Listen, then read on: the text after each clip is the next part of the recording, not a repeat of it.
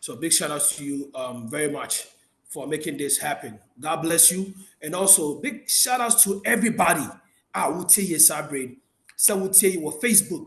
Some will share your Facebook and on YouTube. Big shout outs to you all. Tap Ghana, we live on Tap Ghana, we live on HRE TV, and also we live on PK Fluorescence, so on Facebook, and we live on HRE TV YouTube.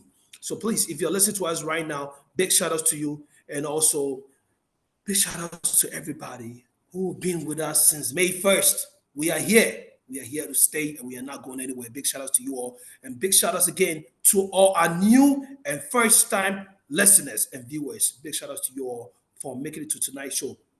A quick one that I want to throw out there before we move to the show Nankasano. May Kamu himself feel good homes. Feel good homes to say this December the new services are bringing or say please help us welcome our new addition to the Feel Good Homes located at East Legon Hills. Feel Good Heights on Google Maps. It's when you go on Google Maps and you type Feel Good Heights. They have the studio, 1 bedroom and 2 bedrooms available, please. And also, prices start at $35 for the studio, $45 for the 1 bedroom, and $75 for the 2 bedrooms a night, slightly negotiable based on length of stay. And also, this is not part of that. Remember the account. Okwa Kase HITV and I will tell you near my extra discount for you to be able to enjoy. They have some beautiful edifice going on, and I want you to take advantage of that as well. The numbers to call are 513 say if you are friend from Ghana +1 513 372 5757. I'm pretty sure it says 5758. And I say be a 5757. And now Ghana number here +233 597 096 207. The number again is +233 597 096 207. Sasubi and Saso Kaimo said Real Charlotte Heights has all locations for you. Basically, if you need an apartment to rent at Adringano, and I say East Legon Hills as well. Real Charlotte Heights has some good deals for you as well. Yes, if you are a TapTap user and you do get this information right here from HITVR, when you call these numbers, please make sure 70% off. Hey, as I'm not bloody, but you're gonna get some discount off, but not 70%. I can't guarantee 70%. But please, if you don't get your discount for being part of TapTap Send or time with TapTap Send, please call me and I'll make sure you get that. I'm even here. I'm lodging right here myself. So please, let's take advantage and also make good use of it. Welcome to the show, Time with TapTap Send. And today we have a beautiful topic to treat. We're going to be talking about cybersecurity, a lucrative job. There's so many jobs in the IT world, and a lot of people are ventured into the IT world. And one thing that people don't get to understand is how to get into it. And again, we have people who get into it, and the problems they have is how are we going to get jobs? All those problems are going to get solved tonight. I have a very prolific, astute cybersecurity engineer with us tonight, and he goes by the name Albert Owusu, and he's a senior cybersecurity engineer. And in due time, I'm going to introduce him, and we're going to start tonight's show. So without much ado, again, I want to take this opportunity to also remind you that if you have not used the app TapTap, please go to your Google Store and your App Store, download the app, and make sure you do send money back home. Make sure you put a promo code HRETV, HRE, the promo code on your first transaction so that you can get $15 bonus. On top of that, I would also like to thank again each and everyone for coming. Please share this video. Please share this Zoom link to your friends and family, the Facebook link, the YouTube link, so that we can all enjoy. Please make sure you write down your questions because we're going to be taking the questions as we go. I'm so grateful. I'm so thankful. I don't know what you are, but I'm so grateful and thankful to the great Lord for seeing us through from May 1st to now. And this show has been successful without any hiccups or any hinge. And again, I'm thankful for life. I'm thankful for life. And I'm thankful to see you guys again on the show. Thank you all for coming. Big shout outs to producers at large, Danny and also A Class for supporting this event. Currently, it's 11:07 p.m. in Ghana, and I'm pretty sure it's 6:07 p.m. in the US and UK. One for more time, Nisha Homa Samo. Medabun Yasim, Media Mejiso, His Royal Freshly speaking. I'm going to be your host for tonight. So, without much ado, please let's welcome Director David Ajay, Startup Sen Director USA Canada, as he gives us any updates on Startup Sen. Absolutely. Director, over to you. PK, can you hear me? Yes, we can hear you perfectly. Perfect. PK, thank you so much. Good evening. What a great year. It's already been 6 months. Thank you so much for making the time today. So a few things. I know PK, you're enjoying Ghana at the moment, but I'm more curious about the Feel Good Homes discount that we're talking about. I mean, I got to ask. I guess 70% of I'll take it, but I just have to ask.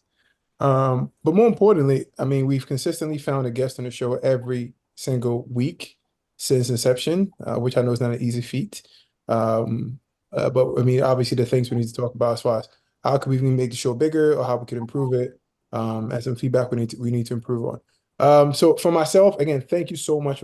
Oh, Jonas is here. That's great. Jonas from the UK is here. Thanks so much for joining us. But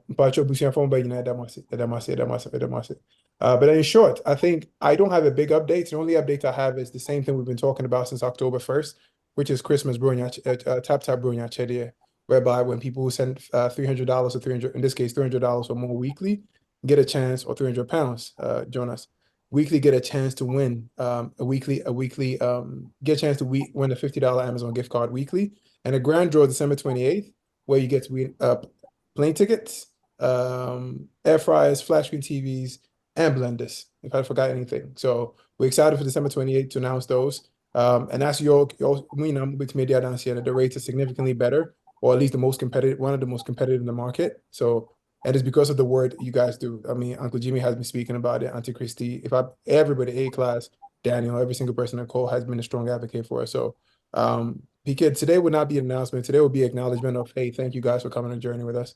And yeah, right back to you, PK. I don't want to hold off. I know we have cybersecurity, which is a hot topic now in tech space. Well, yeah. So, all right. Let's take it away. Thank you very much. And we're not going to waste time on this. At this point, I'm going to introduce our speaker for today, or our guest for today, Andrews Owusu. Albert Owusu. Albert Owusu, welcome to the show Time with Tatap Send right here on HRE TV. Albert, you're welcome. Yes. Medase, thank you. Am I audible? Yes, you are. We can hear you very loud and clear. Yeah, thank you. I appreciate it. Yep, thank you. And thank you guys for joining as well. So appreciate you guys. Mm-hmm. All right. So now that we have Albert being introduced, I'm going to call upon A Class to, announce the winners from the draws that we'll be having. And after the winners have been announced, we're going to start talking about cyber security. So A Class, take over. For Mamuna draw about Time of Tatas and US show and also. And as you can see on my screen here, and this is what has been happening on the Thursday meeting that we've been doing every week in, week out. And we thought it wise to say, as we doing for the US, it will be prudent for people who are not able to join and to see what has been happening. So first and foremost, this is the move screen is so J onto so Tata Sen Brunya Achede Estrano. And these ones are the winners for the Ghana. Into winning or more Ghana. No. Into anybody who is in the USA that is able to send 2,000 Ghana cedis in one slot of a transaction, the person will be put as part of those who have qualified to go into the draw. No? And in that one, we selected 150 people across board, 60 people from USA, 15 from Canada, and 35 from UK, 20 from Europe Zone 1, 20 from Eurozone 2. And from the list that you can see on the screen here, so these are the winners, I don't know, from that point, Then comes in the 3,000 Bring Achedia itself. So for week 1, this is what these are the winners, And as you can see, Eurozone 1, Eurozone 2, then UK, Canada, and USA. All these things are being displayed on our Facebook page, So if you miss out even today's presentation, Krana, you can quickly go onto the Startup Sent Ghana Facebook page, and you're gonna see all this, So this one is for week 2 as well. Those who want the Amazon voucher and also those who want the in-app credit, So and with 3 SU again, and with 4 SU again. So if you know anybody who lives in any of these areas now, you can draw the person attention, and you can celebrate with the person as well. So what we're trying to say is encourage. So they say, let's us all encourage each and everyone for them to get and participate into these things that we normally do. Nobody knows. As Chief Dave said earlier on, the grand draw is going to be on the 28th of December, and that's where winners will be those who qualify. Black ones we get in flat screen TV, a flight ticket to Ghana, air fryer, blender, and in many more prices as well on the 28th of December, and that's going to be on our Zoom link that will be sent to everyone as well. And that is week 9, and that is week 10. Week 11, out here. So far, so good. And we'd like to say thank you to everyone for continuing participating in it. And I hope to see you on the other side so as well. God bless you all. Thank you very much. All right. Thank you very much, A-Class, for the updates for the names of those who won and made it. I heard that my name was part of the draw yesterday, but I did not win, I'm pretty sure. Coming winning and by now, many phone calls based 1,000 and 1,000,005. But anyways, Albert, one point to say. Oh, Nyamiadum. Nice. Yeah, I'm good. Big shout outs to Derek for connecting us and putting this together. So I want to say I'm excited. I know a lot of people are excited to see you come and just talk to us. So in fact, and give us all the loopholes that we need. So before we start, can you please tell us a little bit about yourself? Who is Alberto Wusu? Baby, I want you baby, I'll go school, baby, I will say, and now if it yeah, quite to the nitty gritty, Mr. Alf. Sure. Wait, meant to be Brofana for action, right? Actually, I think we're gonna do more English because there are some people on the show who do not understand. Okay, that'll make it easy. All right. So my name is Albert Medinde Albert. Like Bosuka, I grew up half of my life in Ghana. I lived at Cantonment, behind the St. Thomas Aquinas Secondary School. Most of you that know Cantonment area, close to the New American Embassy. I came to America when I was, what was it? I think about 16. So I used to live in Atlanta, Georgia. I completed my high school in Atlanta, Georgia.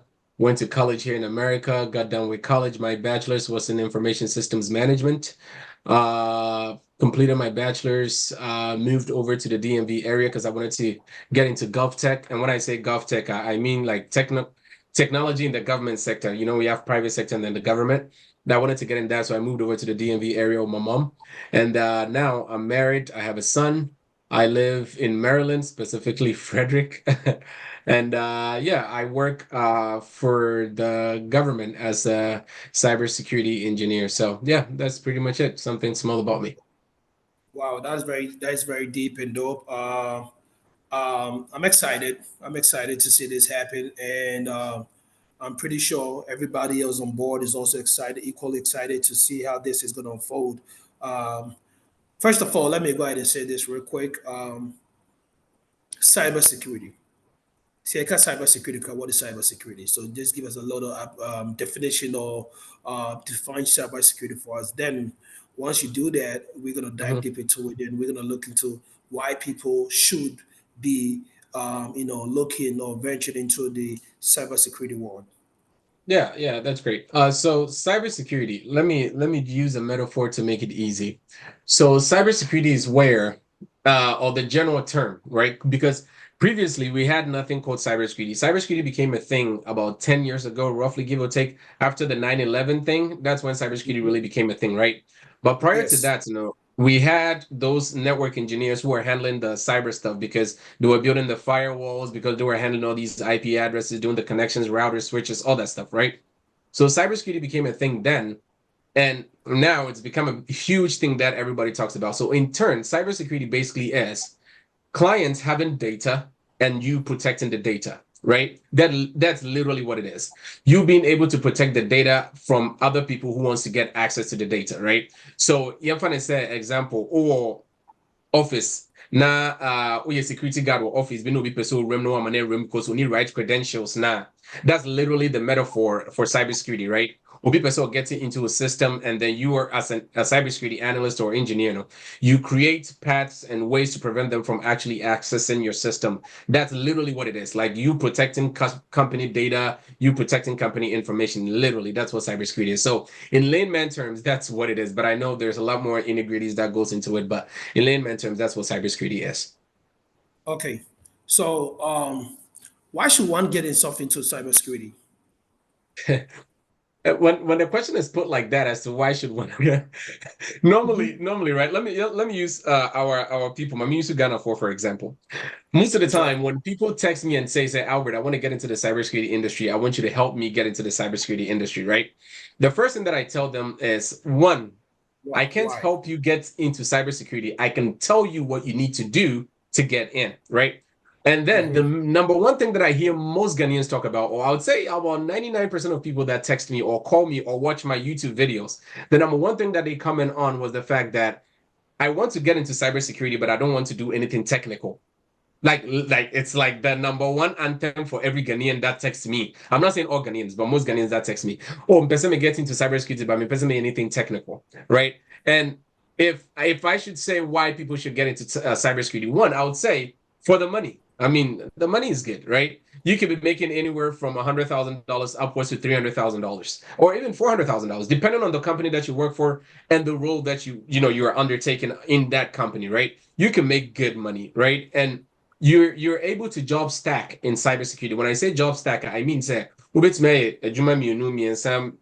nine whatever in the cybersecurity environment, depending on the company that you work for and if you really know what you're doing and if you know your job, right? So the number one thing that everybody would want to get into any career field for is the money, right? So in cybersecurity, yes, you will make the money. You will make the money, right? You can make those 150s, those 200,000s, those 300,000s, those 400,000s. It's very possible you can make it, right? But then if you want to get into cybersecurity, I always say you have to have a 50% interest in cybersecurity and the rest will follow, right? Because if you don't have interest in it at all and you're only coming in for the money, you will be frustrated. Right. So if you want to get in for the right reasons because, you've done your research, you love that aspect of cybersecurity and being able to secure stuff, you're a curious person, you like to try new things, now and then, those type of stuff, then yes, you should get into cybersecurity. But most Ghanaians, the reason why they come in is because of the money, which is fine. But yeah, if you love the money, come in, but be ready to study. That's pretty much it. Wow. Yeah. Wow. If you love the money, come in, but be ready to study. So how do we study cybersecurity? First of all, how do we make the first foot into the door? People are taking notes. People are eating whilst listening to you. People are enjoying the family whilst doing it. Abdul Salam, big shout out to you. You are making me enjoy the show, and now you are making me hungry right now. Baba Namakeche. All right. So good. All I want to say is, how do we step our foot into cybersecurity? Like, what is the way to lead through? There is no straight path to get into cybersecurity. See, and I tell people this most of the time, right? Because there are some fundamentals that you're supposed to have before you even think of cybersecurity. And like I said earlier, like I said, I'm using the Ghanaian community for a fact, right?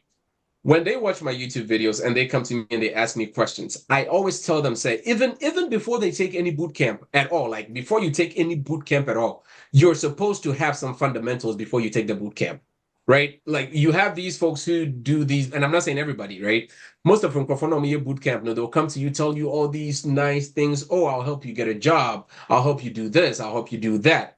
Trust me, the moment you pay that money and then you don't have any foundation and then you go into it, and you don't understand, I bet you there are people on here who have probably taken boot camps, and after the boot camp, they have texted these teachers or instructors, hey, Charlie, I have an interview coming up. Can you help me with interview prep, blah, blah, blah, whatever the case is. And they don't get a response back, right? Not because they can't do it, but because they have so many people on their plate that they're helping. And also maybe because they don't even want to do it. They've taken your money and they're done.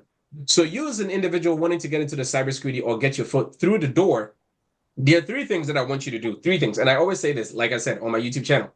Number one, you should get that fundamentals. And fundamentals meaning, if you want to get into cybersecurity, the main reason why we do cybersecurity is because we want to be able to protect company data.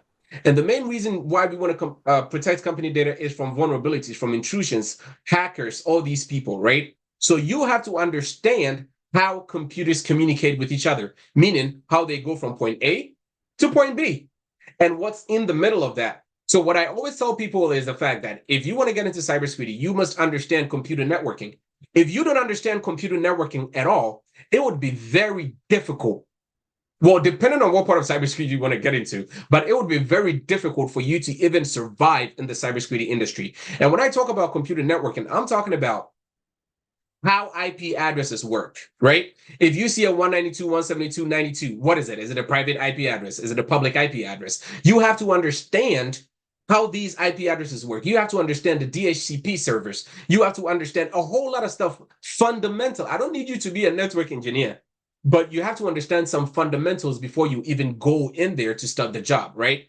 And I'll use most of the stuff that most Ghanaians will get into, the GRC, government risk and compliance, or the third party vendor risk analyst. You know, that's what most Ghanaians do. Like most Ghanaians that I know, they do RMF, which is GRC, or they do the third party vendor risk.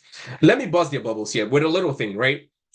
GRC, like the name says, government risk compliance. The first word is government. So for you to get into GRC, you need to be a citizen, first of all. And the main reason why you need to be a citizen is because you'll be working for the government some way, somehow, and you would need clearance. So if you're not a citizen, cancel that. It's not going to work. There is nothing these bootcamp people would tell you that would make it work. It would not work. They can tell you whatever they want to tell you. It's not going to work. But if you want to get your foot through the door, do your research. That's what I'll end with. Do your research if you want to get your foot through the door. And you have to understand some fundamentals, because under the umbrella of cybersecurity, we have the blue team, we have the red team, and then we have the middle people, which is the purple team and the GRC folks, right? So let me explain a little bit more on that. The blue team, what they do is they are on the defensive side, meaning, like my role, we use SIM tools. We do we use tools like, let's say, Sophos. We use tools like Arctic Wolf. We use tools like CrowdStrike, SentinelOne, all those stuff to make sure that our company is good, right? From any intrusions or any hackers. And then we have the red team. Those do the pen testing, where they will try to hack into your system to see that, hey, you know, are there any vulnerabilities? This is your password. This is the password that you're using. You have some Ghanaians using Ghana 123, Ghana 2024, the year they came to Ghana. We can hack that and figure that out, that is the password you're using, right? Those are the red team folks. And then we have the people in the middle, which is the GRC folks, where most Ghanaians would like to get into, which is the government risk and compliance third party. And I'll talk more about that later on. But like I said, if you want to get in your foot into cybersecurity, you must do your research. Once you do your research, then you will know what path or what to do to get there. That's literally it. I hope I did not lose anybody. No, you did not. Wow, that's Okay. great. That is very dope. Wow. Yeah. Wow. So most people turn to, you know, do this without having all those details and information that will just, you know, make them, you know, go far with it. How do we survive through this? How do people survive through this? So you mean how do people How can, survive when they how can get? people how can people do it right?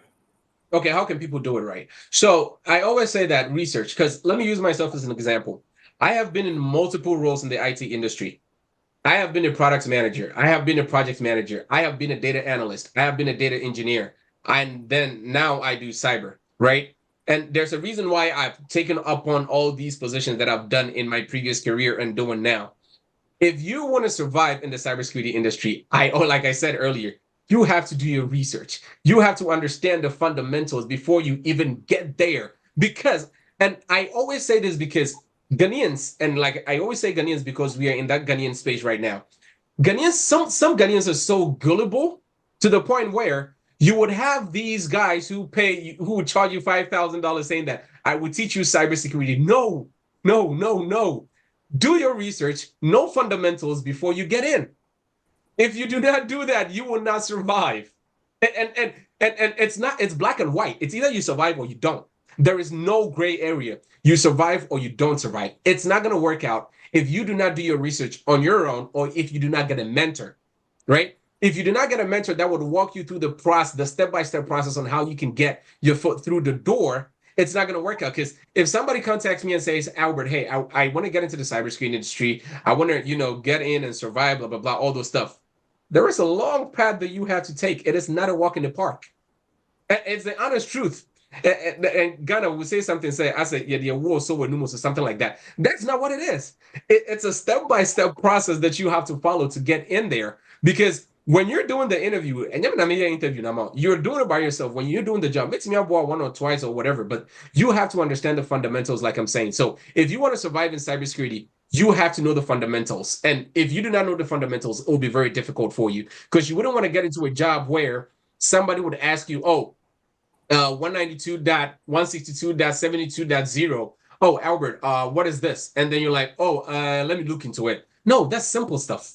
Like literally, it's simple stuff that you're supposed to know. So if you know the fundamentals, you can build upon it, because most of the stuff you will learn on the job.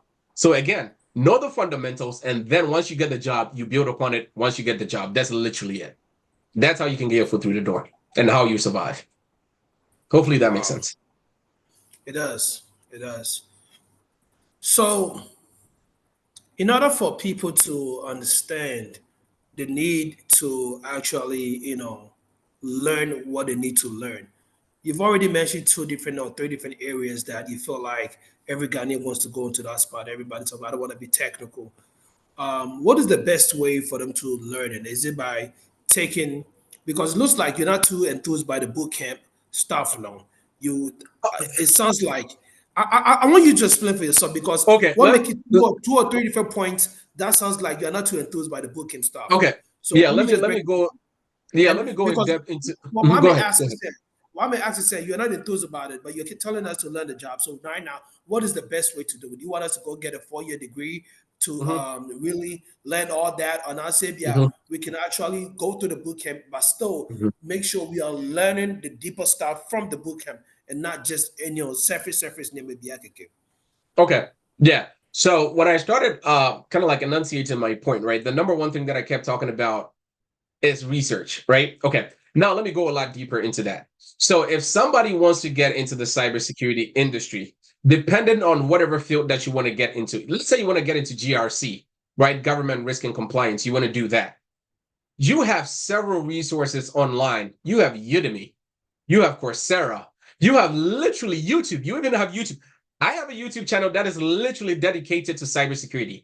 I tell people on there how they can literally go from point A to point B, the resources they have to do, how they can get hands-on experience, some website they can sign up for to get these hands-on experience to get their foot through the door, right? You as an individual should be ready to put in the work. You should be disciplined enough to actually put in the work, right? So number one, there are several resources out there that you can utilize to make sure that you're getting this experience that you need. Meaning, you can utilize Udemy, you can utilize Coursera, you can utilize YouTube, you can even utilize Google, right? So I could go into Google right now and I can type in, how can I become a cybersecurity analyst? And there are a million. Like there's literally a plethora of information out there that you can literally follow. And some of them might be different, but they're literally alike. Somebody might probably tell you that, go take your Security Plus certification. Somebody might tell you that, go take your CISO certification. Somebody will tell you, go take your CISM certification or whatever, right? People will tell you that. And everybody has different reasons as to why they say that. But I say my part on my end is that you have to understand the fundamentals, meaning you have to learn networking first, computer networking. If you go into Google or if you go into YouTube and you type in computer networking, there are thousands of YouTube videos that would come up there that you could follow. Let's say you do not want to do that. Say you do not want to do that computer networking stuff where you don't have the time, you're not, quote unquote, disciplined enough to sit down and study computer networking. Fine. You can take a class. Like I said, I'm not against boot camps, but you can take a class. But before you take the class, and I'm really stressing on this. Before you take the class, make sure you research on these classes before you take the class, right? So you would need to take a class that would actually gear you into getting these fundamentals. So when you understand the fundamentals, then you would know, say, okay, now I understand computer networking. I know that there's something called TCP. There is something called the OSI model. There is something called DHCP. There is something called an IP address. There is something called a subnet. Okay, I know how they work. Now, though I don't know the real deep stuff, but I know how they work. If I see it, I know how it's gonna work. If I see this, I know how it's gonna work. Then you're ready to decide as to what path you want to take. Because I believe you me, if most Ghanaians take the time to actually study and know the fundamentals, they will probably not be doing this GRC. It's the honest truth. They will probably take a different route in cybersecurity. They might probably do blue team, they might probably do red team, or they might probably become a cybersecurity evangelist, right? So there are different sectors as to where you want to go. But the main reason why I sometimes would condemn boot camps is because I feel as though first teaching these boot camp, most of the time, Charlie, because you're on YouTube and now Udemy, and they are coming to teach you and charge you $5,000 for it. Why not spend at least 2 hours a day, study and do this?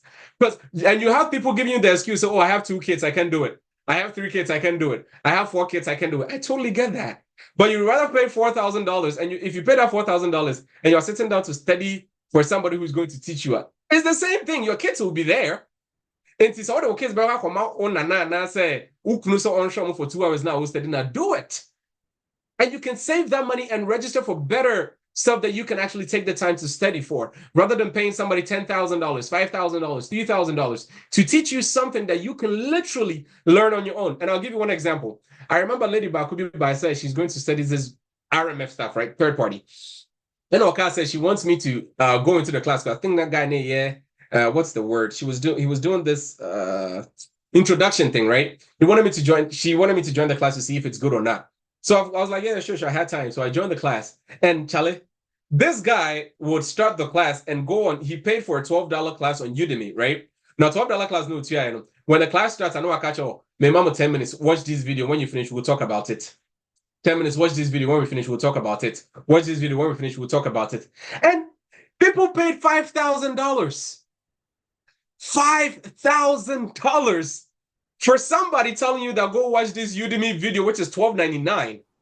Probably you got it on a discount for $5.99. Watch this Udemy video, and then we'll talk about it, and then he will explain what it is. You can literally do this by yourself. Not to say all boot camps are bad, please. That's not what I'm saying. But some are very whack. So please do your research, know the fundamentals before you get in. That's literally it. Wow. Yep. I had a question. Okasa Kwadekotia video question No, and it's honestly true, because it's so sad how people are so eager to make that money. When they hear the word 6 figures, they're so, oh my God, they're so eager to make that money. Like, I want to get into the cybersecurity industry. And now let me buzz their bubbles here. Not to say that it's not possible, but let me tell you something. I always tell people that the best time to have gotten into the cybersecurity industry was 2019, 2020, 2021, and 2022. These 4 years. Early part of 2022, from January to like March or April. That would have been the best time to get into cybersecurity. Now, let me explain why I say that. Around that time was the COVID time. The government was giving all these companies grants, right? And they were doing all these projects because they had the money. So if, believe you me, at that time, a day, about 10 calls from recruiters saying, hey, I have this job. I want you to, do the job. So when you interview, they'll probably pick you, right? That would have been the best time to get in. The reason why I say it's going to be difficult now is because now you're competing with somebody who got laid off from Facebook. You're competing with somebody who got laid off from Twitter. You're competing with somebody who got laid off from Google, Amazon, Salesforce, all that. And that person that you're competing with, on that building Twitter, on that building Facebook, like the UI, the GUI, everything. So you can literally compete with them. So for you to be able to get your foot through the door, once again, research. 2, fundamentals. And 3, I'll talk about that later, which is projects. And there's several websites that you can use to get these hands-on projects, like TryHackMe, Cybrary. There's several of them that you can even use to get all these stuff on there. And even with those, you can even ask questions and get your questions answered. So yeah, that's pretty much it. But yeah, I will Okay. not pay $5,000 to We're watch gonna you go need to video. Collins. Collins had a question for you. Collins, go ahead and unmute yourself and ask your question. Hey, Yeah, can you sure. hear me? Yeah, Yeah, we can hear you.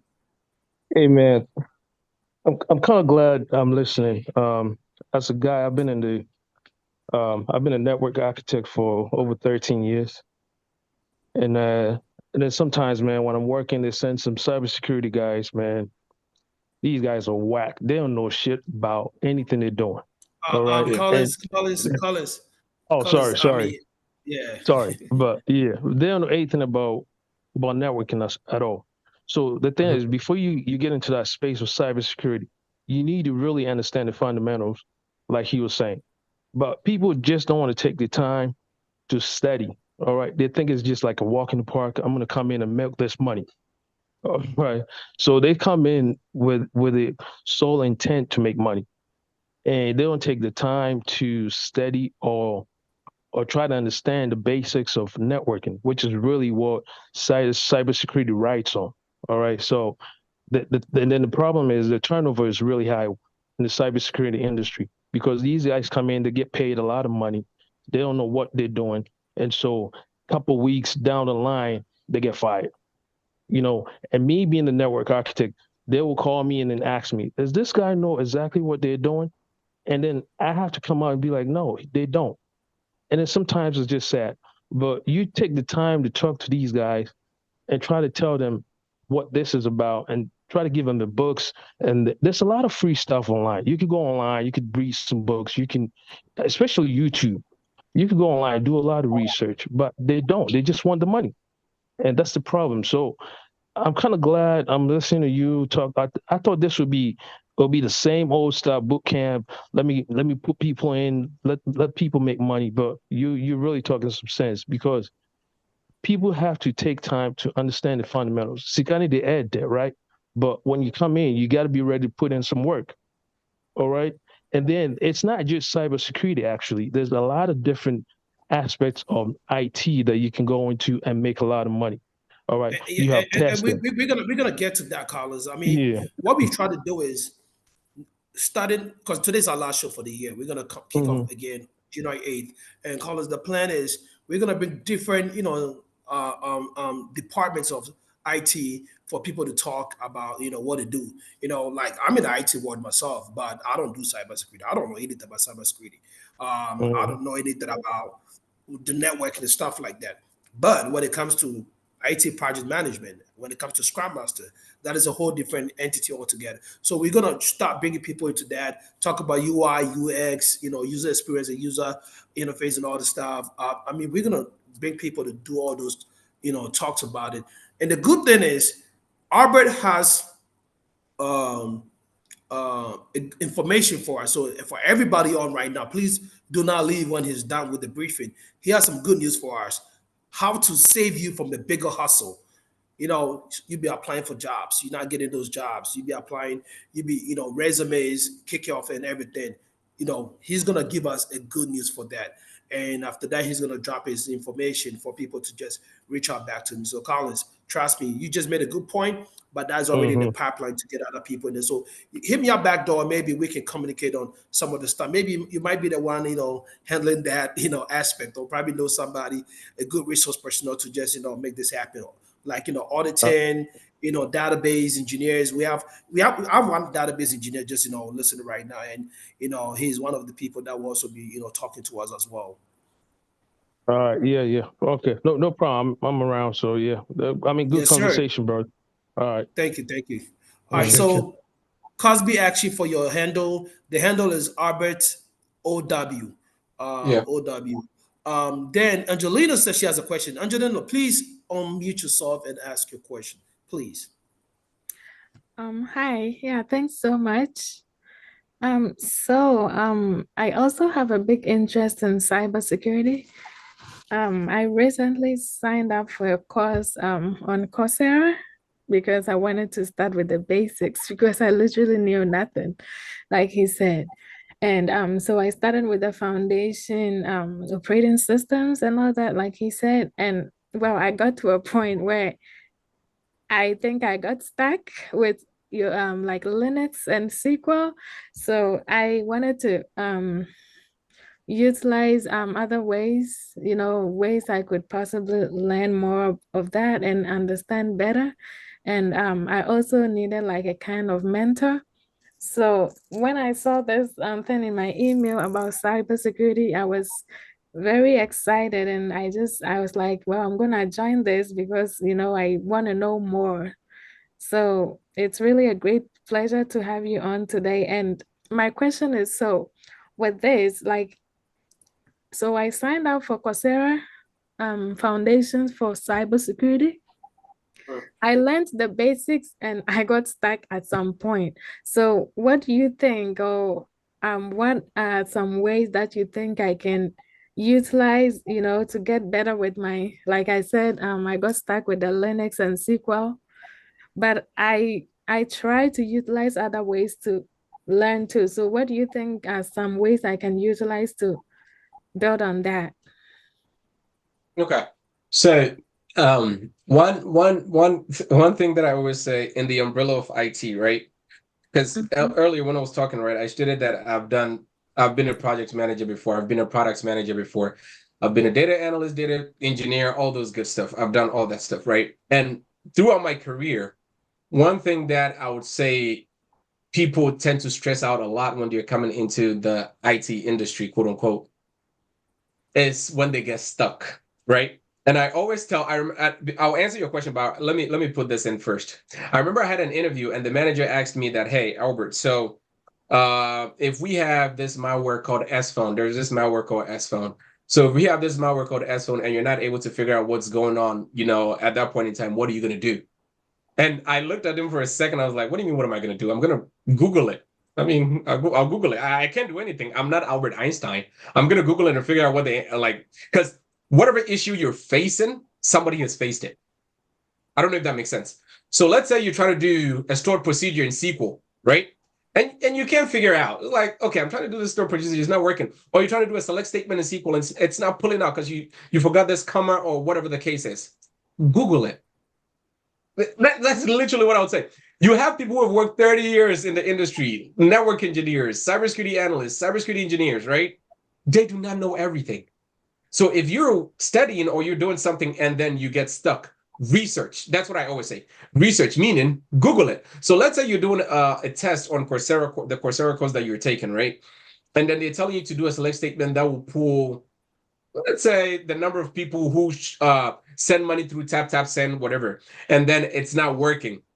I would literally go on Google and type in, I am trying to pull the number of people for this table, but it's not working. How do I go about it? And I bet you, believe you me, 99.99% of the time, somebody has faced that issue, specifically not with tap send, but somebody has faced that issue where they'll tell you, oh, this is the syntax that I follow to have it fixed. And then you try it. It's try and error. So once you know the foundations, like I keep talking about, most of the other stuff that you do is try and error. These database architects, these data engineers, these coding people, these Python folks, all of them is try and error. They write the code, it doesn't work, they try to figure it out. Write the code, doesn't work. So you have to know how to research. So whenever you get stuck, do not lose hope. Please, please, please utilize your resources. Now we even have ChatGPT. Utilize ChatGPT, utilize Google, and you find the answer that you need. I hope that answers your question. Yeah, thank you. You're welcome. All right. Elvis Kusi goes Blue Cap Security for free home lab. Was he just trying to help somebody with a resource? I think he was trying to help somebody with resource with that. But yeah, so Albert, let's go ahead and go into the deep stuff, like high level stuff when it comes to cybersecurity. A lot of people seems to do it not just for the money, but also for the passion as well, and how the world is turning around. Because I for one saw the Air Force, enroll from waterfall to agile, and that was about 2013, 10 years ago, when agile started becoming the biggest thing, and now people don't want to wait till you know do things in 2 years and roll them over, but rather keep updating them as it keep evolving. and that's a typical example of what you said with ChatGPT, because back in the days, you do have books, then the books get revised. They get edition one, edition two, or revision one, revision two.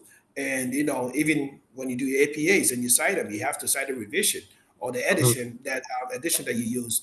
But right now, ChatGPT don't have to have any edition of anything. It just update the software, and the system just keep giving you updated information and stuff like that. And I consider that as a product of a whole agile methodology around it. So looking deep into cybersecurity, what can one do in order to stay relevant apart from learning the ins and outs? Do you think people should rely on WhatsApp chat room where everybody in the same field comes with the minds? Like there's this WhatsApp chat that I'm part of, Agile Minds, and also there is this other one, GIT, Ghanaians in IT, and you have everybody from different backgrounds who actually ask questions over there. Do you think people feed a lot of people with BS over there, or it's real stuff that goes on there? Do you think will you encourage that as a tool for people to also learn, or you think people should just still stick with the websites and also Google and ChatGPT just to get the information on? I think there are different ways to utilize the resources that you have. So if you're in, and I'm in the GIIT, WhatsApp group as well, right? If you have folks on there, and I'll give you an example. I remember one guy that came up in that group and said that he just got promoted to a vulnerability manager in his company, right? And that he needed help. And I was laying down on my bed, and I literally took my phone. I was like, oh, okay, since you're a manager now, you need to do this, you need to do this, you need to do that, you need to do that. That's him utilizing the resources he had, right? He didn't go on Google, he didn't go on anywhere. He literally utilized the resources that he had. And I helped him out, and for every single thing that he wanted to do, right? Sometimes there are some stuff that you would need to Google, use ChatGPT, and there are some stuff that you would need to literally use the resources that you have. So like, let's say simple stuff like, oh, I just became a manager. What do I need to focus on? And I was like, oh, okay, you're a manager now. You need to focus on A, B, C, and D, right? That's literally what you need to do. So it's kind of like, it's not like one size fits all. It's a 50-50 thing. Sometimes you need to use the resources. You have like the WhatsApp groups, the Telegram groups, and all that stuff. And sometimes you need to utilize, Google, ChatGPT on the job if you're doing the job and stuff like that. And that works for you. And one thing too, just to add to that, one thing that I realized from the quote unquote African community, and please guys, please do not bash me. It's the honest truth that I've realized from my personal perspective, is the main reason why people cannot stay in that career field for a long time, or the main reason why they cannot get into that career field, is discipline. It's the honest truth. It's discipline.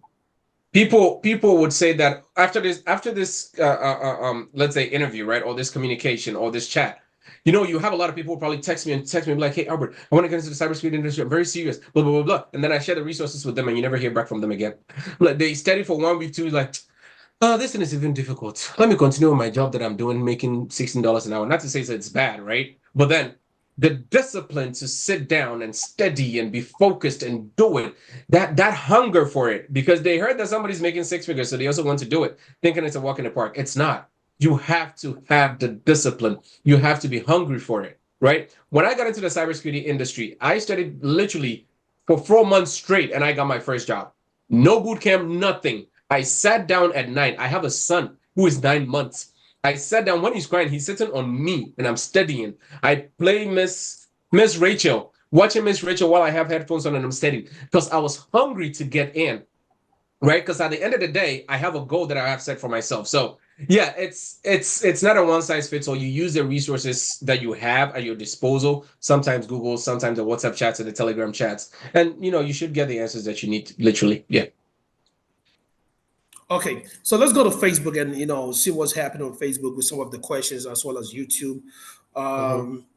Amos Ofosu Bafa Adumorium says, those interested in learning the basics, I do offer the class. Akosia Williams says, we need casual. Then Amos comes back to say, love, try, hack me. Okay, talk about the website. Then Thank you, Mr. Collins. That was, adding up to what our brother Collins came to say. Amos goes, I would love to join the panel discussion. Um, Amos, just come on the Zoom chat, Zoom link, and also go ahead and just, any questions or concerns that you have added to it. And I know maybe you're probably talking about the panel when it comes to like, having different, topics to talk about. It goes like Stack Overflow is a great resource for your answers. Okay, so I hope people are taking notes. And it goes like, discipline. Try to stress on the fact they said discipline. Amos goes like, love this guy. So that is all good stuff that is coming from Amos Adumorium. Then we're gonna go to YouTube and see what we got going on YouTube right now. Okay, whilst we're waiting for some chat or messages come on YouTube, let's go ahead and go straight to the point. Now that I'm done. I've got my education. I've got myself, tutoring, and everything is in place. I'm ready to hit the market. How do I go about that? What would be your best advice to help me go, hit the market? Now that we've done all that, you've given us the best. Hey, stop going to pay $5,000, and people will just teach you and run away and not even pay no mind. And when you want to call them, they don't want to answer. They're never available. All right. Those who want to go to the 4-year education college, they already did. Those who want to do the 2 years education college, they already did. Those who want to do self-starting, tutoring, already did all that. All said and done. All right. Resume has been stacked. How do we go about it? All right. Then so after that, you tell us your resources that you have to offer everybody. Yeah, so with the resumes, I would say that's where my company comes in, right? We don't do no boot camps. I don't do any of those boot camp stuff. So we do 3 things. We do mentorship, we do resume revamp, and we do job applications. Now let me explain. The first one, job applications. So most of the time, what I've realized, because like I said, I've been in several of these fields, right? So I can speak on every single one of them, right? So what I've realized with most of the people that I've hired in the companies that I've worked for, that I've interviewed and hired, was the fact that if you want to be serious and get a job within the next 2 months, or let's say 1 month or 2 months, or get a recruiter call you, right, within 1 month, 2 months, that is where my company comes in, right? Okay, now let me explain what we do. Most people find it difficult when it comes to job applications in the sense that for every single job application that you do, I'll stress on it again, every single job application that you do or submit, you must adjust your resume. When I say you must adjust your resume, I am talking about, say you're a data analyst, right? Or let me use cybersecurity. You're a cybersecurity analyst and you want to get into cybersecurity, right? And you apply for this company, and then your resume, you literally have it on there that you have experience with CrowdStrike, right? Or you have experience with some EDR tools or some SIM tools, right? And what you have on there is CrowdStrike, you have Palo Alto, you have Fortinet, you have FortiClients, you have, I'm trying to think of other ones, you have Sophos, Arctic Wolf, all these stuff, right? That's the stuff that you have on there. You have another company that you're going to apply for that uses Microsoft Defender, Microsoft Endpoint Central, Microsoft Desktop Central. Most people, when they start applying for the job, it's like the moment they see cybersecurity analysts, let me apply, let me apply, let me apply, let me apply, let me apply. And most of the time, they do not get the calls back. Not because you're not doing the right thing. You're doing the right thing by applying for the jobs, but you're not revamping your resume. Okay, now let me talk about what we do. What we do is, we take your resume, right? You contact us, we take your resume. And what we do is we do the job applications for you. So every single week, we do 25 job applications for you, which is in a month, 100 job applications that we're doing for you. And for every single job application that we do for you, we revamp your resume for every single job application. So if we're doing 100 jobs, you will get 100 resumes. So at the end of the week, so let's say that's 25 every week. So if we're doing 25 job applications a week, that week you would get 25 different resumes. And the main reason why we do that is because we have an Excel spreadsheet or a smart sheet where we have the company name, the company link, and your resume attached to it. So say you get a call and they're like, hey, Albert or PK, I want to schedule an interview with you for today's Monday. Today's Monday. Yeah. Today's Monday. I want to schedule an interview for you on Wednesday or on Thursday. that is where our mentorship comes in, right? Because what I've realized with most of our Africans that wants to step their foot into the door or get into the cybersecurity industry, data analytics, whatever, is the confidence. They do these boot camps, all right. They pay these $5,000, $10,000, all right. But then when it comes to the resume, you hear most people say, I'm scared. What if I do it and I don't get it? I'm scared. They're asking some questions that I'm scared of. Sorry? You mean when it comes to the interview, not the resume? Yeah, not even the interview. The recruiter calling you. The recruiter is not an interview. That's the first part, right? Because when the recruiter calls you, the recruiter screen, the first thing they'll ask you is tell me about yourself. Most people feel that. And the main reason why they feel that is because at the point where they schedule the interview, they do not go and look at the JD. They're looking at your resume, but not comparing it to the JD. So if we did, let's say, a job application for a data analyst or cybersecurity analyst for you, we have your resume attached to that. So once the recruiter calls you, they're literally looking at your resume. So if they're looking at your resume, you need to be looking at your JD. If they're looking at your resume, you need to be looking at the job description. So if you ask you, hey, Albert, tell me about yourself, I am telling the person about myself in comparison with the job description that he has or she has. So if I have 10 years of experience in cybersecurity, and I know very well that if I revamp my resume, I stated that, oh, I have experience in Microsoft Defender. If they call me on Monday, most likely I will schedule that interview for Thursday or Friday or Wednesday.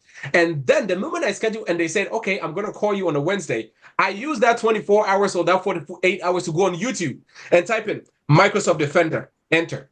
When it comes up, I literally look, I'm like, okay, so Microsoft Defender, this is what you do. Okay, Microsoft Defender, okay, so this is what you use this for. Okay, this is how it works. Okay, cool. And then I take notes. So when they come and they're asking me the question, I have revamped my resume to show them that, hey, I know Microsoft Defender. So when they ask me a question, hey, Albert, what have you done with Microsoft Defender? And then I start talking based on the notes that I have. Oh, yeah, I've used Microsoft Defender for a minute now. You know, most of the time when we use the Microsoft Defender, it's basically for our antivirus for our company laptops that we have, or our assets, or our endpoints that we have. And we also have asset management on there as well. So most of the time we use it a lot, but we do have a systems admin who actually does, you know, the nitty-gritties of those stuff. But not to say that I cannot really go in depth and know, you know, how to get into the nitty-gritty stuff. So at that point in time, he knows, or he or she knows, that literally you can do the job.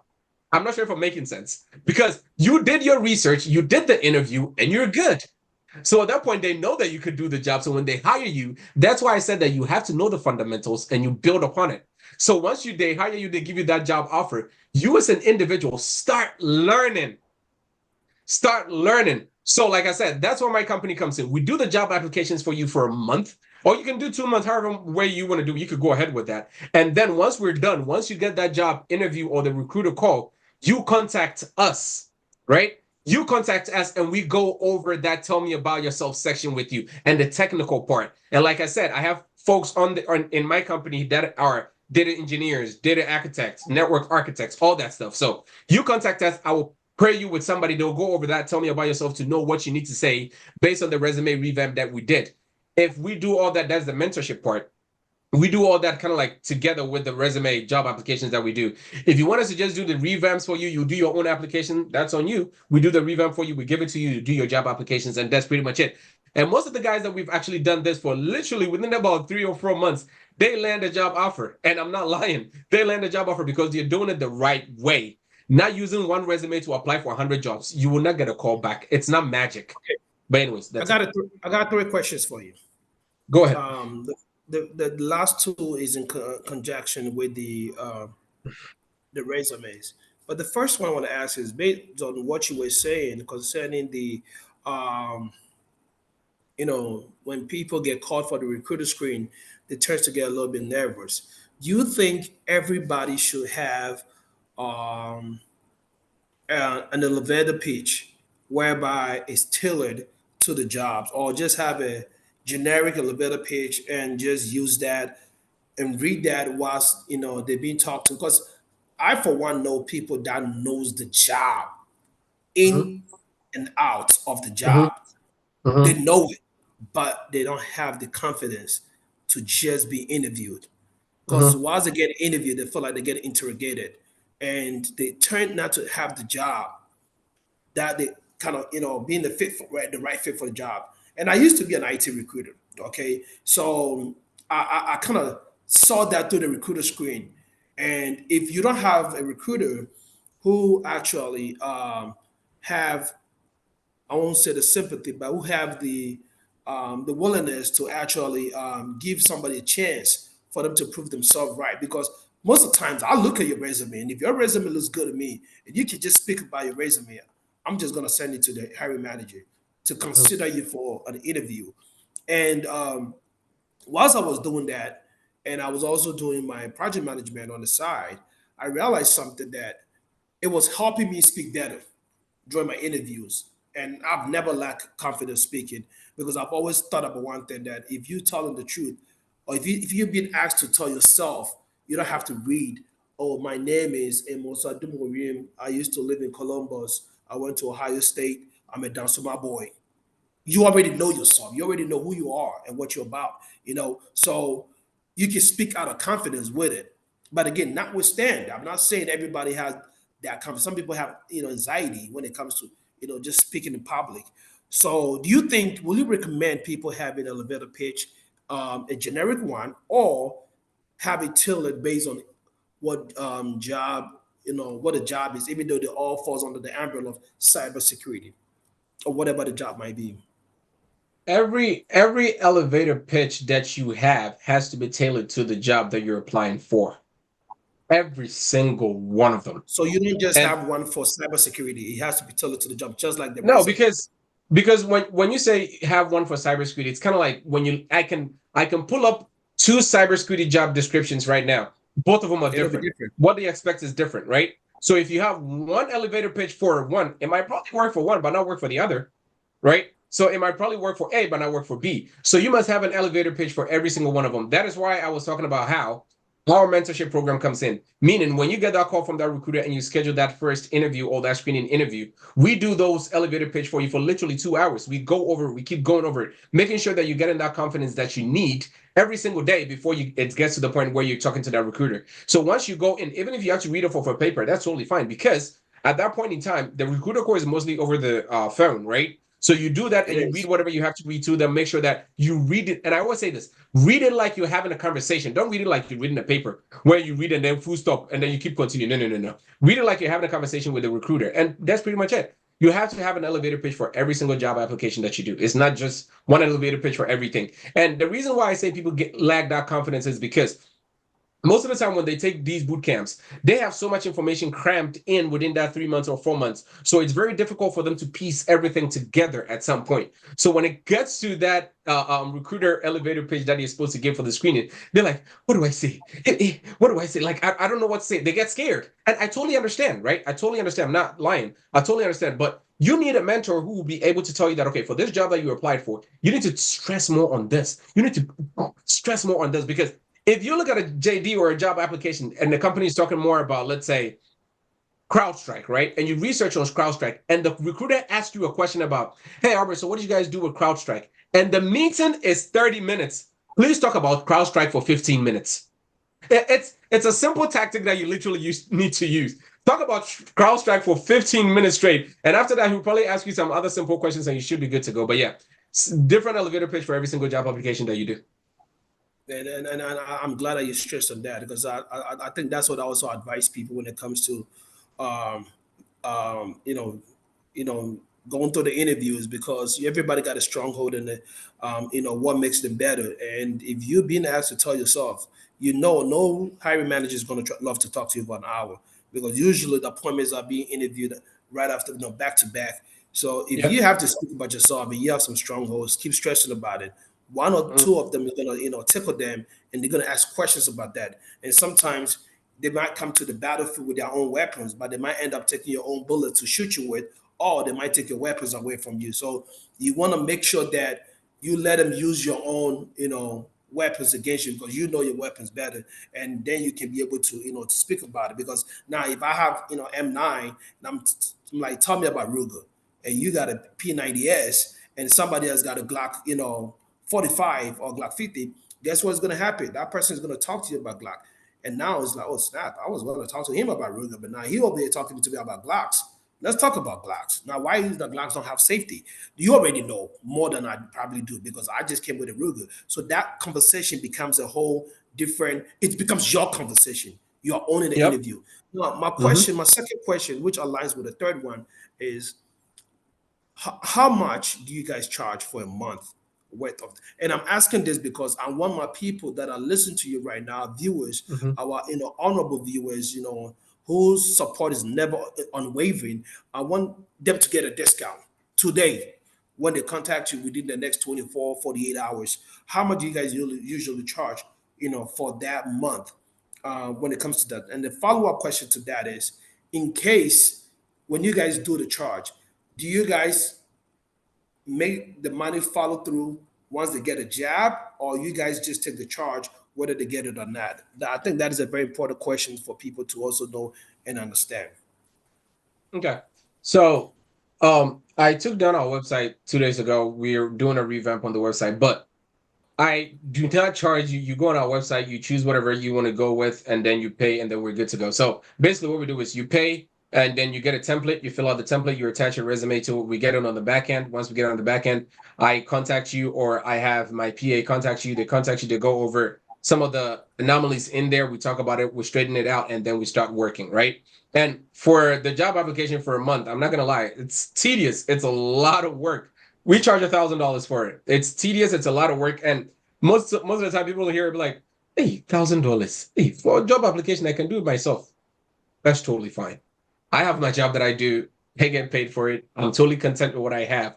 But if I'm going to spend my time, or I'm going to spend my time, my wife's time, my team's time, I have 4 people that does the job applications for us, and I have mentors as well. So if we're doing all this, I have to pay every single individual on there, right? So yeah, we charge $1,000 to do that job applications for you, and we do the revamps for every single job application that we do for you. That's totally different from the mentorship, and that's totally different from the resume revamp. If you want us to just look at your resume, revamp your resume per the job that you want us to, per the job field that you want to get into, we could do that for you for $300. That's totally fine. We could do that. If you want just the mentorship, we could do that for you for $500. That's pretty much it. The one that's, I would say, on the higher end is the job applications that we're doing for you, because we're doing 25 jobs every single week. A month is 100 jobs. And if we do that, like I said, we are revamping your resume every single job application that we're doing. And the reason why I do this, because sometimes people will find it funny that I can do the job application for myself. I totally get it. You can do it for yourself. That's totally fine. But you doing it for yourself is different from somebody who has actually been in the field that you actually want to get into, right? And it's not just for cybersecurity. You want to get into data analytics. I've been a data analyst before. I've utilized Python. I've utilized SQL. I've utilized SAS. I've utilized R to do all the normalizations and everything that I need to do. I've utilized Airflow to do ETL processes that I want to do, right? I have the experience. I've been in the cybersecurity industry. I have the experience. I've hired multiple people. I've been through several interviews where I turn people away and I hire people. So I know what you need to have on your resume and how it needs to be structured for you to get through that ATS system. And like I said, then again, I'm not a magician. Please, I'm not a magician. Not to say that if you come you come pay the money automatically, you get a job. It doesn't work like that. Please, you also have to put in the work, because the most we could do is like you getting a certification, right? I always say that what a certification will probably get you is a recruiter calling you, but it will not get you a job, right? So what we can do is we can push you to get those recruiter calls, and once you get a recruiter calls, we help you get into that interview stage. Once you get into the interview, that's a whole different ball game. If you want to talk to us about it, we could talk about it, and we can do some interview preps with you before the actual interview starts. And let me say this in tree. Interview no credit, one up and see a joining interview no credit, but I don't make any tree. But that's just by the way. But we have the processes on what we can do to help you land the job that you want to do. But it's not magic. You have to put in the work, because I'm not going to come do the job for you. You want the money, you want it, you have to put in the work. I am just the helper. I do 50%, you do the 50%. That's it. Okay, so not just based on what you just said, and then in total, you're looking at about 1,800 for the 3 if you want segments, everything, right? normally I don't recommend everything, because if you do the 1,500, which is the mentorship, and then the resume job applications, we're revamping your resume for you. Unless you want to do the job application for yourself, then we do just one resume revamp for you, and you can go ahead and do your job applications. But normally, most people go with the 1,500, because we do the job applications for them 100 jobs in a month, and then we add the mentorship for you, where we actually help you out with the interviews and all those stuff. That's pretty much it.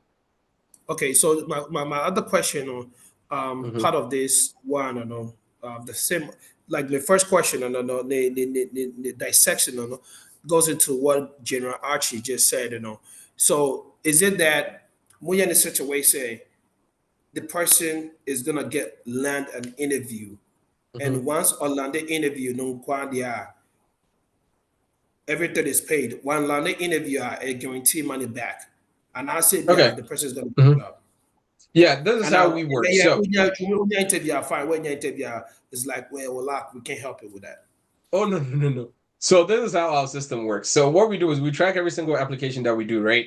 And most of the time, if it's something that goes through our channels, I have recruiters that I talk to, I have hiring managers that I talk to. Like my job that I work at right now, we have, if you're in the GIIT WhatsApp group, anybody that's in there, most of the time on Mondays or Tuesdays, I post jobs that I'm hiring for, the ISO jobs, the security assessor jobs, all these IT jobs and stuff like that. So I have my hiring managers who are actually looking for candidates. So if you come to me and then we do the job applications for you and stuff like that, I also send these resumes to the recruiters that I know, the hiring managers that I know are hiring for these job, what do you call it? These jobs that you're looking for. But the caveat is, what we are going to help you do is to get your resume to the recruiters and have them call you and help you, crack that first screening interview that you need to crack, right? That first step.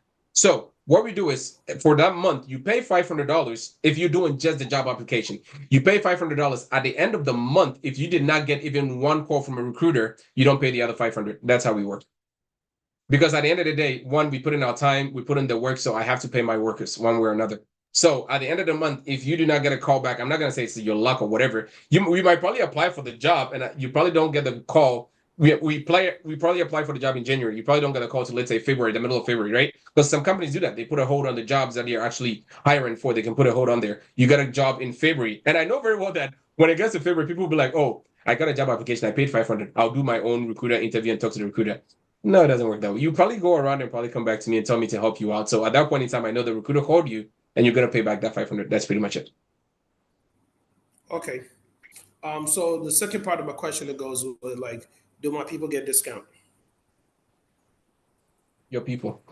oh. Was there my mind? I was like, wait, your people. Yeah. So see, I'm not gonna sugarcoat anything for you.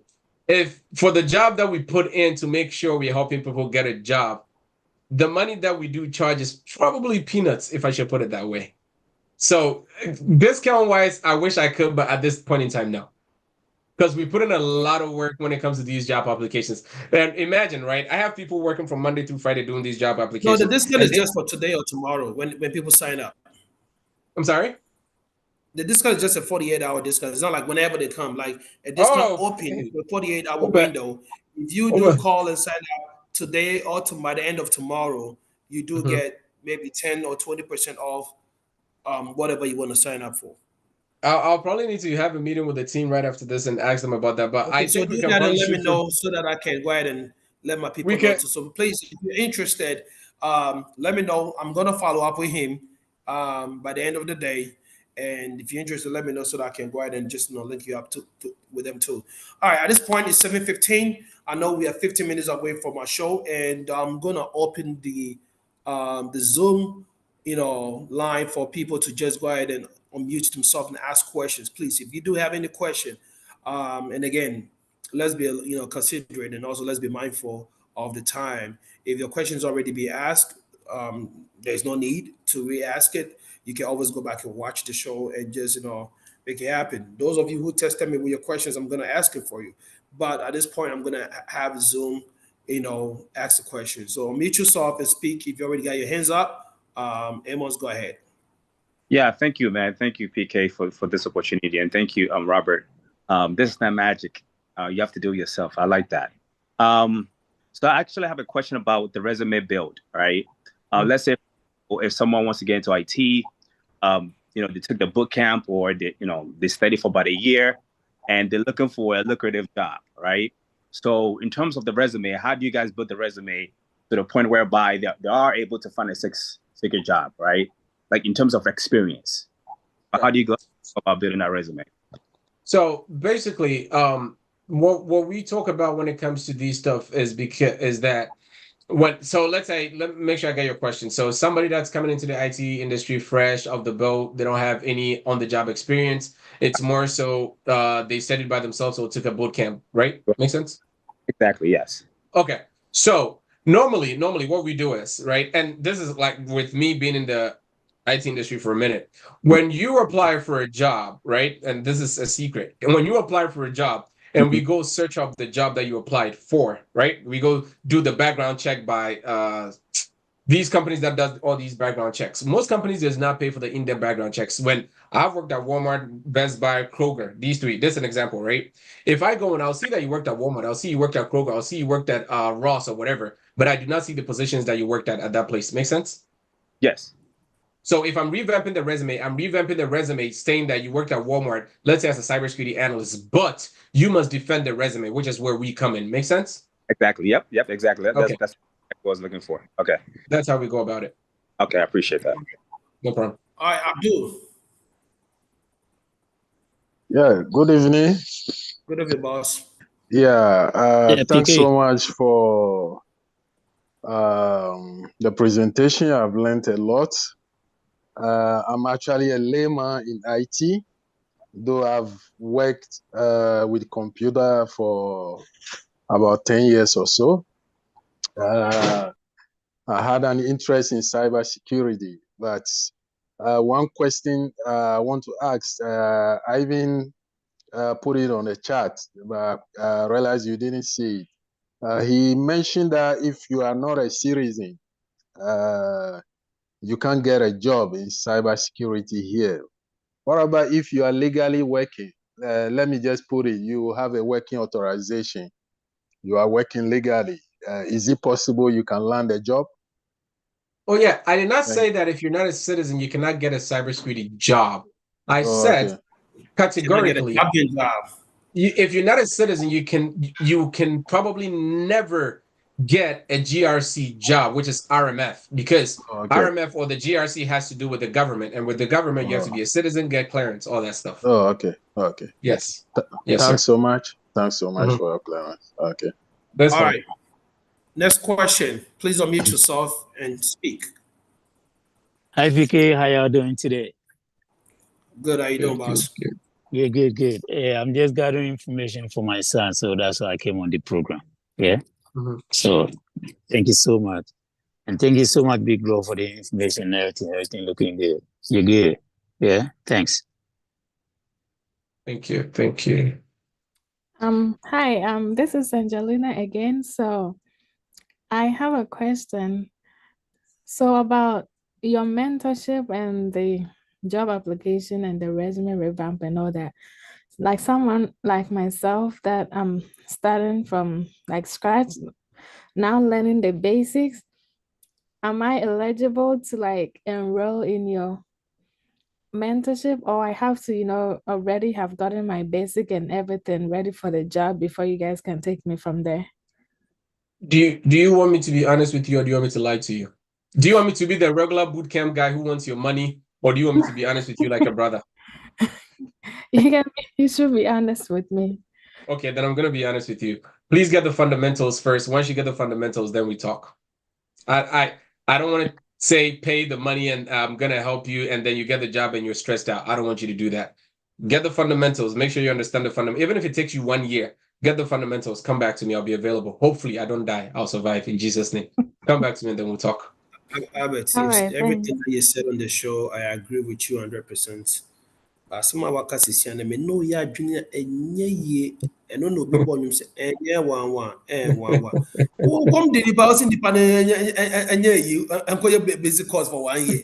Share. No, See, I know that.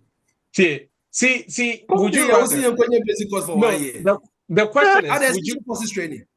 No, listen. I say, Angelina, right?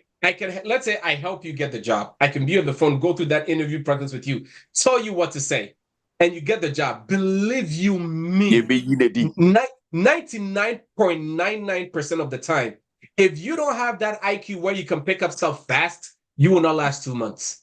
Yeah, I get it. So I would rather be honest with you and say, go study the fundamentals, then we talk.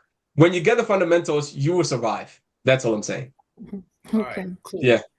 All right, we have room for 3 more questions. Please unmute yourself and ask your question. And Bernice, we are gonna deal with your question once we're done. At 7:30, we're gonna start talking, doing the startups and Q&A. So A-Class will take over from that point. So Bernice, just stay tight. This section is dedicated for resource personnel. Two more questions. Where to get the fundamentals? Any recommendations? Sahar says where to get the fundamentals and any recommendations. I think people he spoke about earlier, but if you don't mind repeating, Albert. Yeah. So, like I said, there are several resources out there that you can utilize to get these fundamentals that I'm talking about. One, let me promote myself. One, you can use my YouTube channel. My YouTube channel is literally all about IT and cybersecurity, and I talk about every single thing. I just posted a video on Sunday talking about how to get into cybersecurity without spending $10,000 on boot camps. And not to say I hate boot camps, right? But yeah, the process that you need to follow to make sure that you're getting your foot through the door and stuff like that. I talk about it. And I interview people who have been in the IT industry for a minute, from being laid off to making six figures, all that. I interview people as well. So one, you can utilize my YouTube channel. Two, you can also utilize the resources that you have. Like I said, I talk about the fundamentals. If you want to get into cybersecurity, no computer networking, not just the fundamentals, right? Go on YouTube, type in computer networking. Study that. Once you study that and you have the solid understanding of fundamentals, and when I say fundamentals, I'm talking about understanding how TCP works, OSI works, understanding how what a DHCP server is, what a subnet is, what a subnet mask is, what an IP address is. Those basic stuff.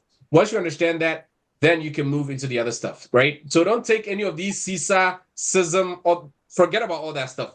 Don't take any of those stuff. Start with the fundamentals. Once you understand the fundamentals, right? And let me tell you something too, before I go. Most of the time, this RMF jobs that most people are going for. Let me tell you one caveat with that, right? Since I've been in the industry for a minute.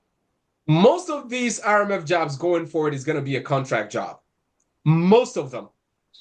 And the reason why I say most of them is going to be a contract role is because the reason why a company would bring you on board to be a risk assessor or whatever the case is because at the end, they want to get what they call the ATO, authorization to operate. Once they get that ATO, 90% of the time, they don't need you anymore. So most of the roles will be a contract role, unless you're a product manager or a project manager like PK. And then he works for, let's say, a government company, and then they'll attach that to his role. That since you're a project manager or a product manager, please, we need you to do this assessment. That's literally what you're doing now. So please, those of you that wants to get into this RMF and you have people telling you that, oh, there's a lot of rules out there, blah, blah, blah. Most of them will be contract jobs. I'm just being straight up honest with you. But anyways, hopefully I answered that question. No, I mean, that is a fact. I mean, that is definitely a fact. I'm being honest.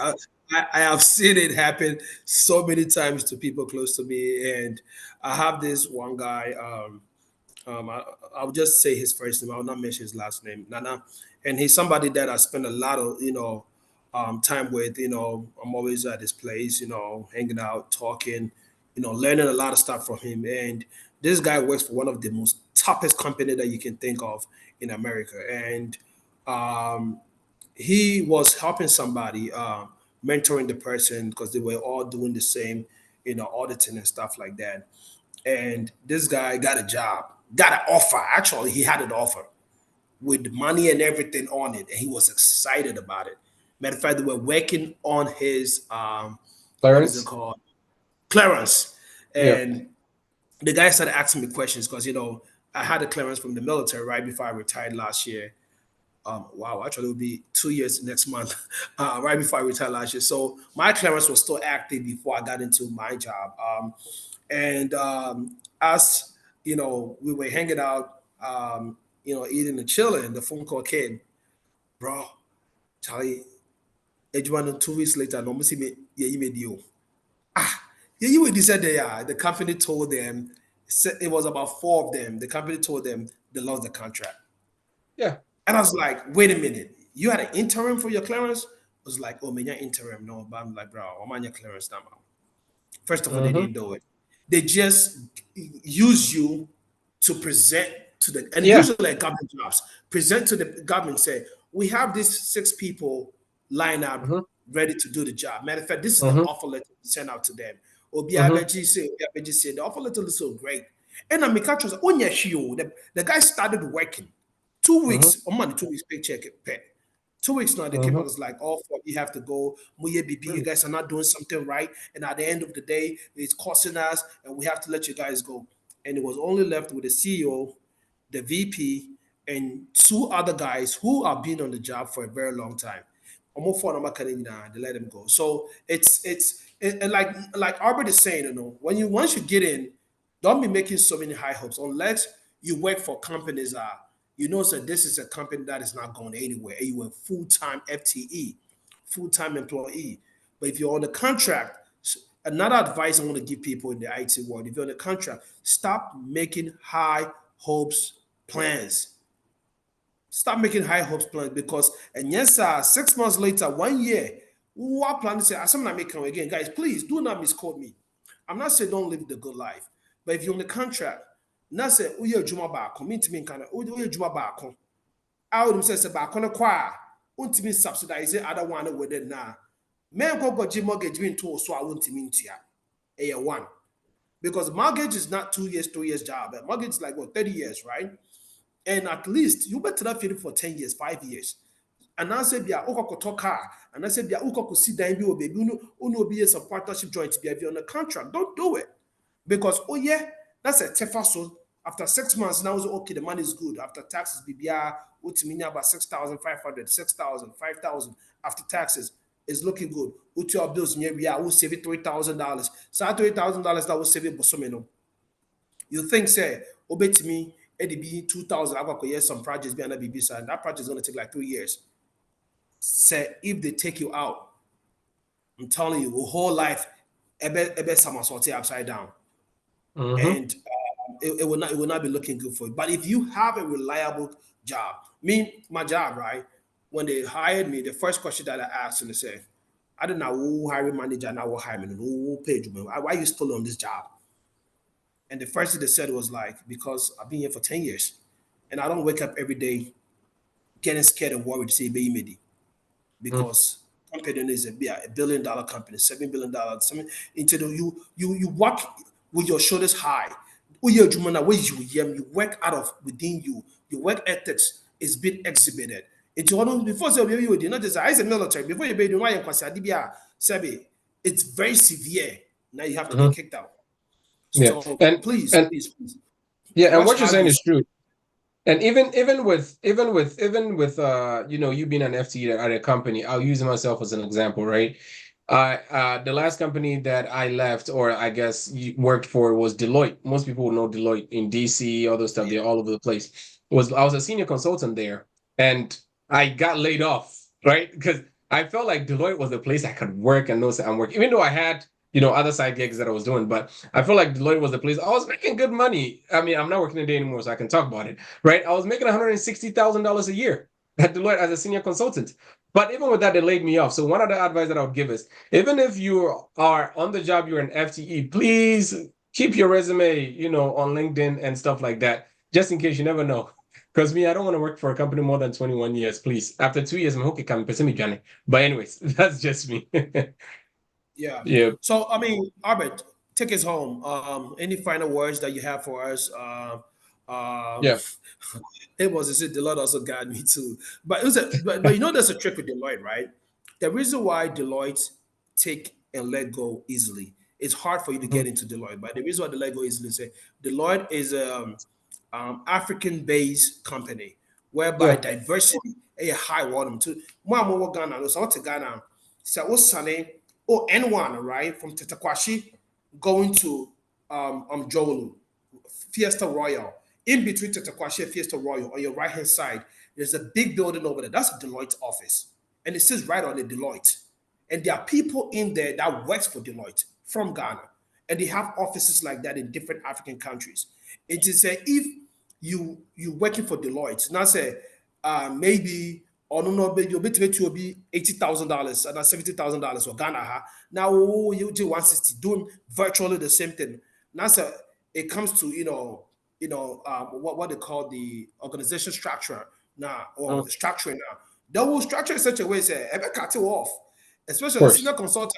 Every year, I don't know. Your pay has to be renegotiated. And they look at it from a way say, I'm paying you more to do virtually the same thing that the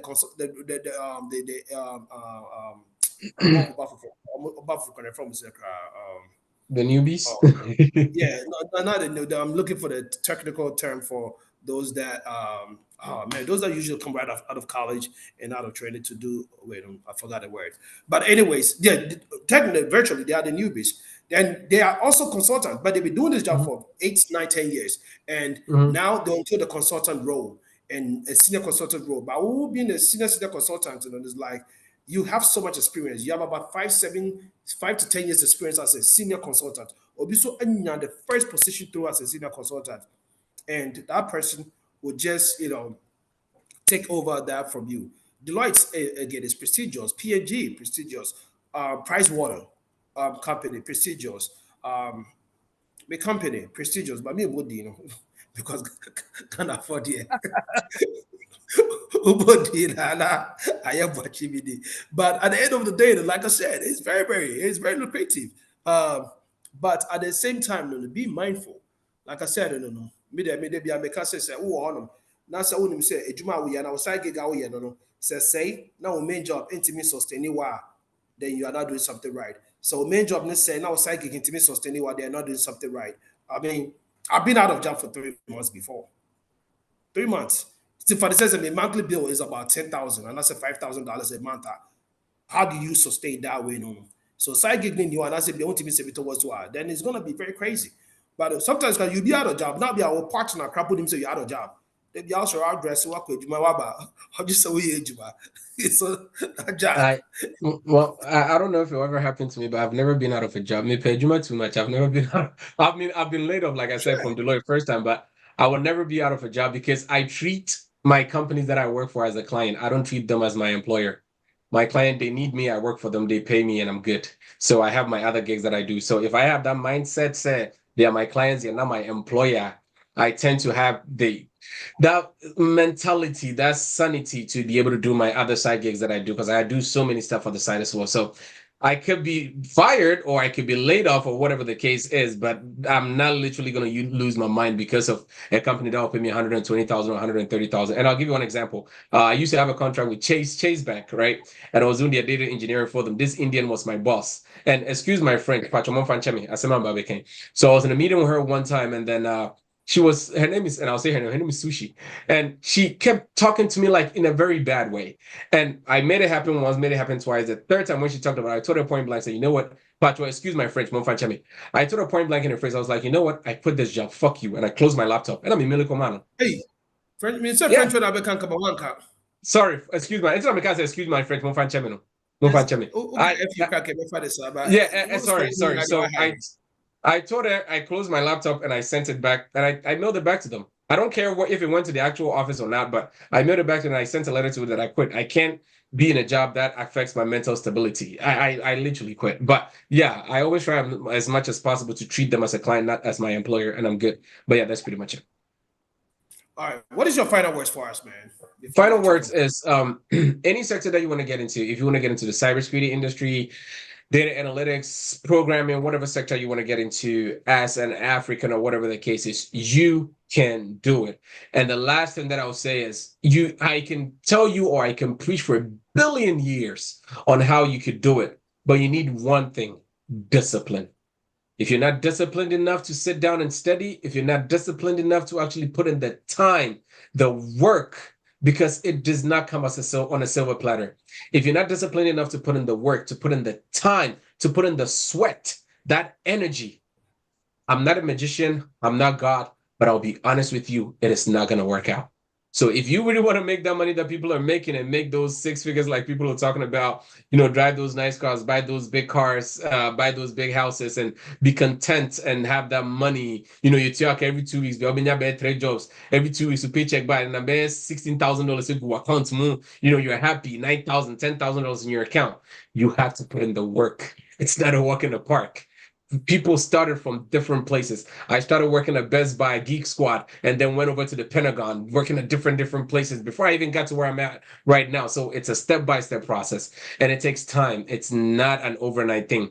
These boot camps, like PK Becca said, I hate boot camps. I don't. But these boot camp folks, some of them will come preach all these good things to you. They'll preach all these Tinkerbell stuff in your ears, and you're happy. Your ears are sweeting you. You go pay this money afterwards. You don't get the job. You're stressed out. You're depressed. All that stuff. Like I'll say again, Please be disciplined, do your fundamentals, understand it, then you know where to go. Because if you don't understand it, I can come here and tell you that do this, do this, do this. If I came here today and I'm a bit preachy, you see how good I'm talking right now? And I came and I preached to you guys on how I'm doing a boot camp. If you pay $10,000, I guarantee you will get a job, and you pay that $10,000. I bet you would have gotten like 10 people to come register. I'm about to register, I'm with you at $10,000. But at the end of the day, I want just your money. Okay? So please, I'm being honest with you. Please understand the boot camps. Do what you got to do. Steady, hard. We have a lot of resources out there that would help you out a lot. Reach out if you need to, and I'm more than happy to assist you. So thank you so much, PK. Till I see you guys again, stay blessed, be blessed, and God bless. All right, Albert, thank you very much. Well, I just have another Albert walked into the building as well. So Albert signing out, Albert's coming in. Albert, thank you so much for your time, and you have really been, of a blessing. I want to say big thanks to everybody for coming, and also, he did put his YouTube channel there. Please, go follow his YouTube channel, and also, Albert, are you still on? You didn't give us your contact information for those who want to contact you for anything. Please, I can give him my number, but please, I'm begging you, text, don't call. I hate talking on phone. Please text. If you call me, I can talk to you for like 2 minutes, and I'll be like, hey, my wife is calling me. I'll call you back, baby. I just don't want to talk on phone. I reply better. I can literally text you for a whole day rather than being on the phone and talking. Please text. If you text and it's something that we have to talk on the phone about, we'll definitely talk about. But if it's something that has to do with the mentorship or any of those stuff, I have a separate team that handles that. So if you contact me, you need to talk about that. I have a PR that would handle all those stuff, so they'll talk to you and all those stuff. But with me, text me and we can talk. So my number, let me put it on here. So my number is 404-980-8743. 404-980-8743. So please, you can text me on WhatsApp or regular message, and I'll be more than happy to respond. But please don't text or call me at 11 p.m. Pacho me please. Thank you so much. I appreciate you. Thank you very much. And I want to say, as I'm Albert's carrying about boot campus, I almost put somebody on blast a couple months ago. Oh, really? Something made me stop. Oh yeah. Because I can be good money book camp because something that happened. And I know there are people on the show that knows exactly what I'm talking about. But it took some patience for me to just calm down.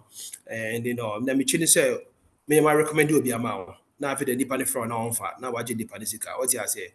And it bothers me. And but the depending catch me relax or be taking care of it from a different angle. And I think the right channel is being used right now. But I almost did this because I feel like if I speak about it publicly, I have a very strong WhatsApp platform.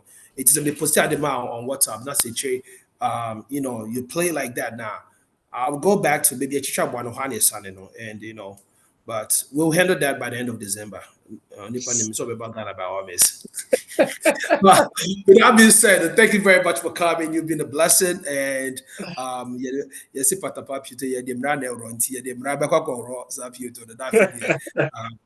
happy, All right, but at the end of the day, Tata say want to say big thanks to you, and thank you for coming. A-Class. Appreciate you. I think maybe A-Class might have a word or two for you before you leave, Albert. Oh, I'm here. Oh, sorry. A-Class also, Mr. Not for the insight into Q&A with Tata. Well, A-Class, those of you watching us, I think he's talking, but we can't hear him. He's probably okay. A-Class on me too. I want to say. Can you hear me? Yeah, A-Class. Yeah, we're able to hear you.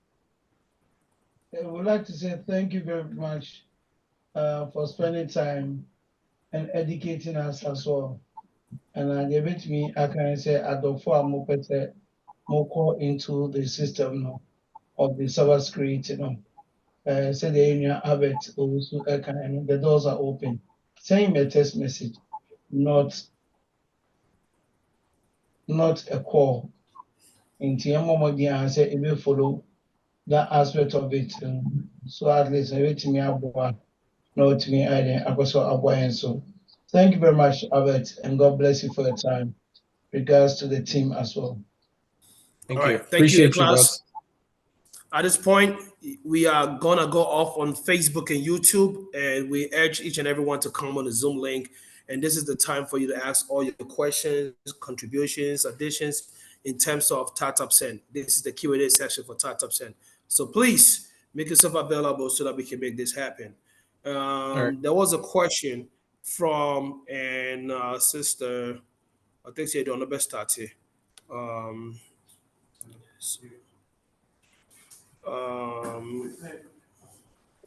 But hold on. There was a Mpacho, question. me bisa me question no.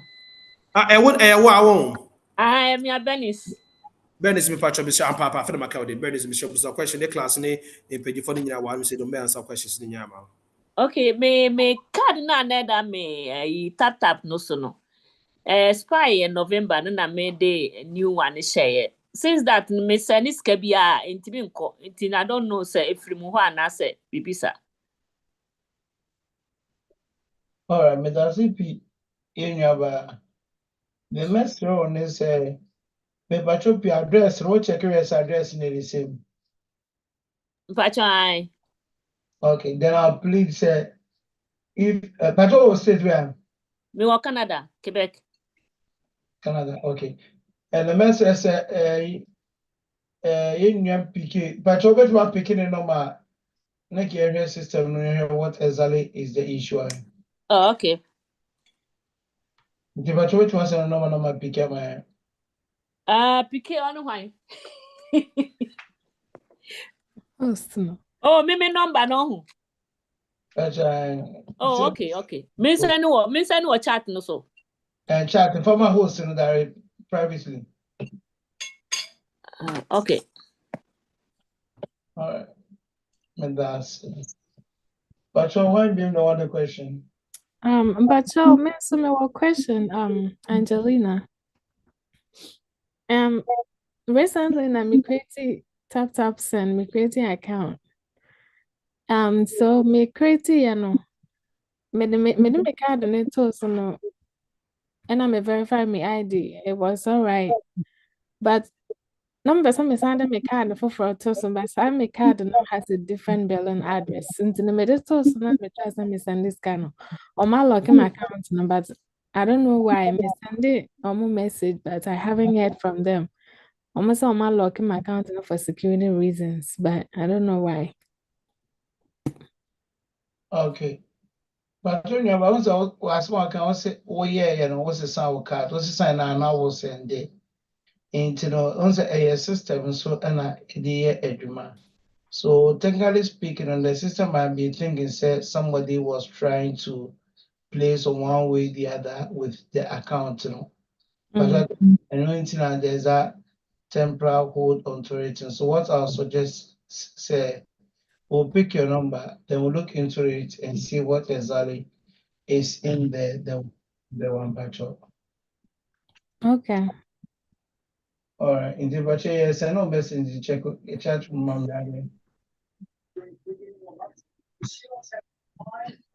Yeah, I have a question. PK, I just sent you a message. Did you get it? Oh yeah, I see it. I'll send you. You didn't send me a message. You sent a message to everyone concerning me. But no, I'm sorry. Yeah, I did. No, that's okay. That's okay. My number is okay. I'm sorry. Okay, all right, everybody boss. has my number. Yeah, I'll put my number in the chat here for anybody who wants it. And also, if you want to be part of his Royal Empire chat room, I can go ahead and add you as well. So I'm gonna put my number. Let me do it right now. Everybody has my number. I'm not scared of anything. Now, and they're in our area, babe. And then, but what state where? I bet to be about. Yeah, but all me to and then okay, oh, sorry. Me were US. Yeah, state bank. Massachusetts. Okay. But so Oba line as well. Oba.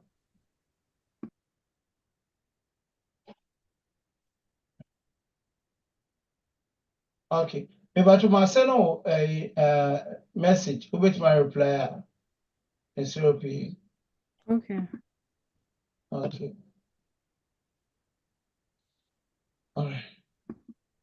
but your woman who was a question, so picking but what no man. The class will say. But the first question, but what was our first question? That's one thing no man now. We'll start to make a normal. The class on the form. Maintain that. Hey, woman who was the first question, because one number but your Zaka. Oh yeah, no, But then Misaka. Masani, Bernice was yeah. sending direct number Misaka. Okay, perfect. Oh, me so me send it. Me number no man direct. Bernice also my number. Okay, that's fine. Yeah, actually I was trying to send it to everybody, but me a mistake sending my Bernice. It's Bernice, you have my number. Okay. Into BBN, just message me after the show. On WhatsApp, why, Mr. Why message me, Mr. WhatsApp message me on WhatsApp, why? Okay. Thank you very much, Angela. Anybody? I have a question. Okay. Hey, Uncle Bachmaningo. I'm so sorry for now. 2 years now for those in Ghana. No, no, but we na better what you mean. So I win it. Okay, so what happens is to those that won, the first week, in the second week, they contact them and not on my credit to Momo account with the 200 Ghana cedis,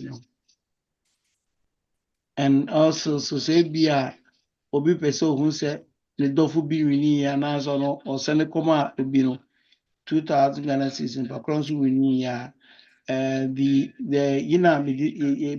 a project here. It will be on our Facebook page, as well. Nipa 60 ni nipa base se ne hwe be den ti ana munye ne region by region my se ABA US then and you put it there for us only US is that possible? Kapa is a US in Kwano near create a flyer for US in Kwan, a flyer for UK in Kwan, a flyer for Yeah, because we be good so who be when nti US the nipa 60 na I think it will be more easier to go trade than say obey na be. you were born Belfama and among the another quite dangerous. But thanks very much as well.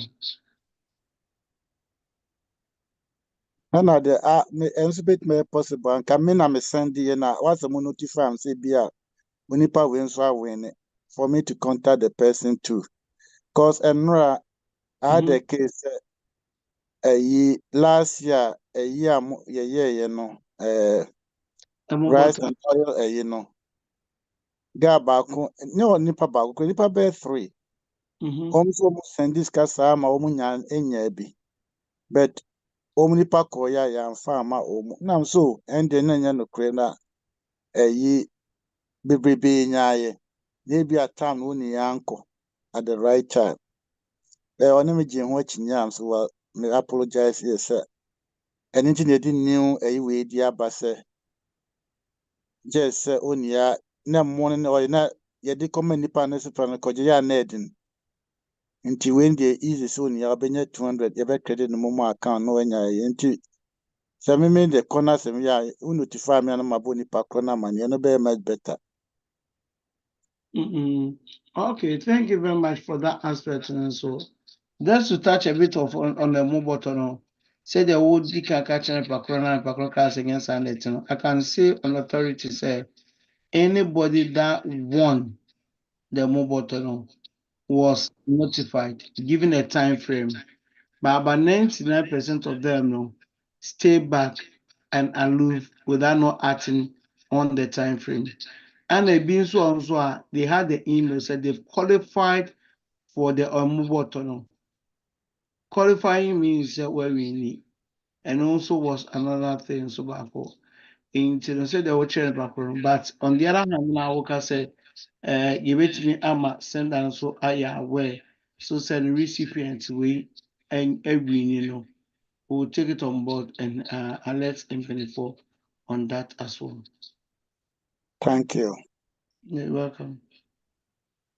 But hope you do a question be one answer contribution, but from me at the other.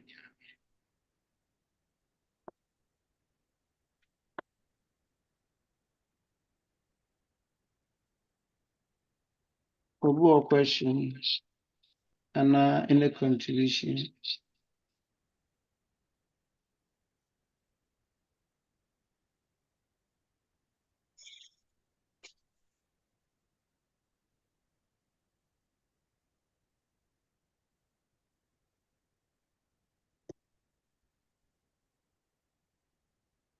Obu question and a contribution.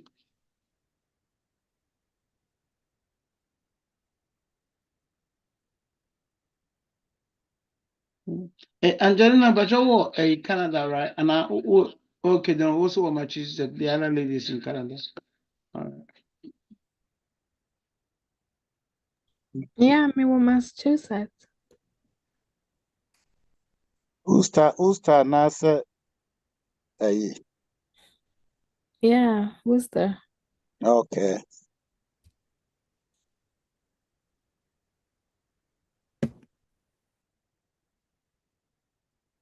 Tuya okwa no chikrom. Men's alcohol. Ane wako hoda. La this tata for be program bio. Oh, okay. Now I'm also bet my trinipa ba tap. How? First and foremost. First, no, not mean better that because I'm so yeah, no more blocker. I don't know why I'm blocking crop. So We just say a secured company, no, you protect your customers. First and foremost. well, that's right. Yeah. In China, one plus a my tap.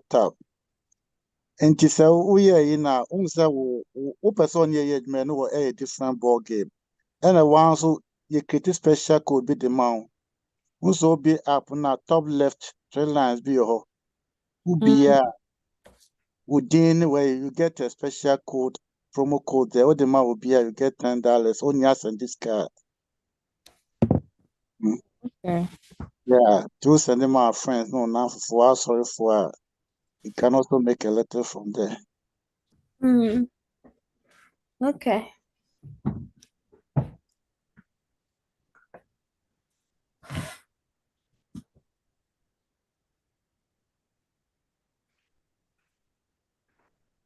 That just will be a question, and I'll say as thank you very much, Uncle, for that bit in there. So, Anima, which being a side job, so if you animal, yes, our security go on. Yeah, but any question?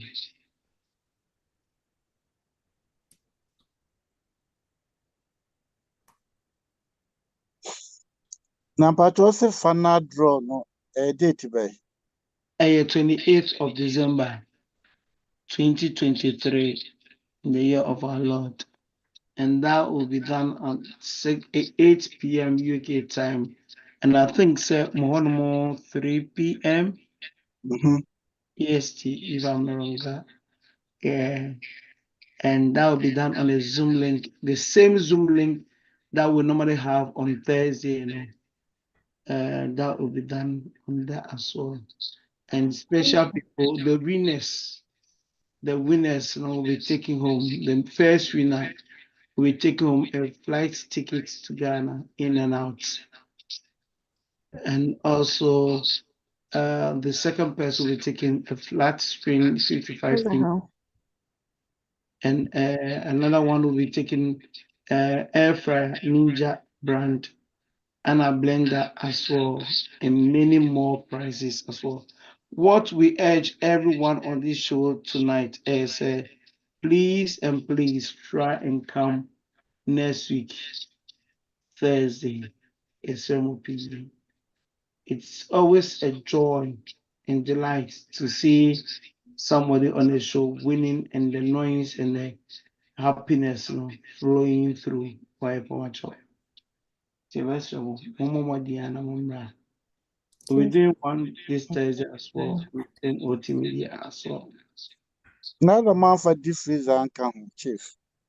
But I say, the man for difference and can Ebeka champion for na omo dey acquire the injury. Yeah. Jimmy will go on sale. But I say, It's on sale, so yeah, back door. okay, what and they are frame. That's the blessings, Abby. Because right now, my name, mommy, phobic, as I know, almost say, hey, Do you have this freezer and count. In terms of, every bear man coming now, can be able to cook me fee. Auntie Christy. Jimmy will be champion in the Miana, to whom you the what problem. Papa, what's me? I call a bonnet. I can Jimmy so draw the freezer. I will say, who will be your whole scene? Oh, so we may want to. Oh, boy, man, with the mama about Christian Babe. Oh, but I nice you so because at least it will help out. Somebody might use it on their side job. Somebody might use it for the household. Near branding and startups and car manufacturer background. It will be away if it needs to be a money piano. If it 30,000 for home. All right. So question be any of you and a message say and for move it to me aqua intense amamia then let's see how best we can encourage ourselves and call it a night. Answer never call on part on any about program is you should get bronya money bronya besides more for the moye. So you can yeah namuye never be the maum. I've been there on several occasions. Oh ma moye you be the mo now we must be my US free. And then they just said it was actually Dave and he's on the plane at the moment. Into Yami advantage sure say and get chickens maybe next week. Hold on, next week is 26th, right? So the following week, which will be on the 1st of January, if Yami advantage say it's afternoon, maybe not or the new year. Yeah, that's it. Okay, but before that, we will say a big thank you to Jonas Ametefio for joining in all the way from UK, but Ghana at the moment. Jonas, thank you very much. Once now, proponents, Yamin Shah for joining in. We'll say thank you very much. So let's go in thanks. Pacho P. Okay, so we are not handing back to I'm another person to talk by myself. All right. So Uncle James, I just want to one. Okay, Busiafo Damasi, especially Mr. Betusu, and I'm say why equip here with a lot of education.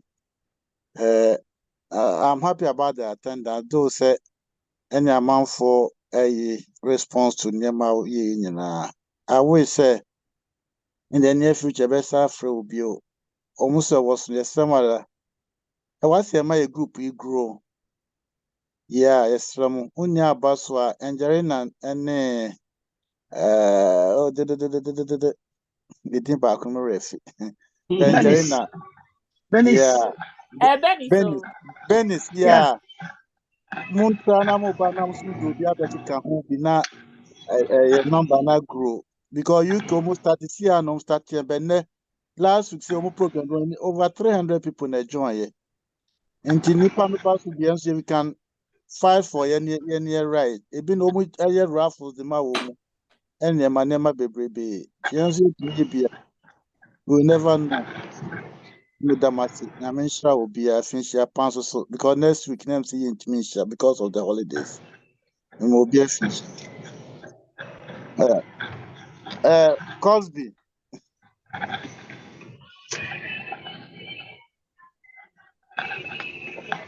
Cosby, if you can yeah, go on, please. But people will be that may respond. So go on with your words of encouragement. The last word you want to say. You think I'm yes, I feel say Juma or the airport. It's going forward on the year 2024. So that say almost be out for the next day. into more a community or tap community and big.